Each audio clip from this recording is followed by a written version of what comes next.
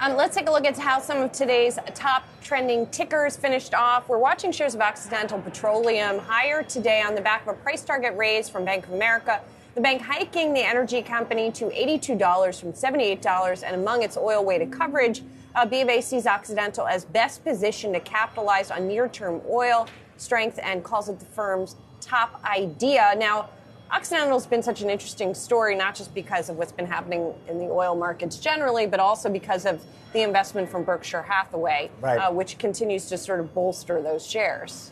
Yeah, keeps the buy rating. And to your point, on the near-term oil strength, says its best idea, capital efficiency, deep drilling backlog, and yes, to your point, Julie, the Berkshire put, as the analyst puts, can help mitigate downside risk. We know Berkshire Hathaway, a stake in this name.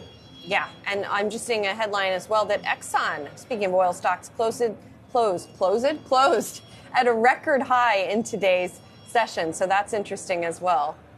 All right, moving on. Shares of Palantir getting a boost today after it was announced that the U.S. Army will be selecting Palantir for a new $250 million contract involving, what else? Artificial intelligence. One analyst saying that while this contract adds fuel to the argument that Palantir is more like a government service provider, this contract bodes well for Palantir's fourth quarter and 2024 revenue. So this name, of course, CEO Alex Karp, never bashful, as we know, predicts Palantir will become, he knows, the most important enterprise company in the world, driven by its work in AI. Not everyone, we should mention, believes that. About 40% of analysts on the street have a sell on this name. But still, this one is up, Julie, about 130% now this year. Yeah, it is. So obviously there are some who are buying into that thesis as well.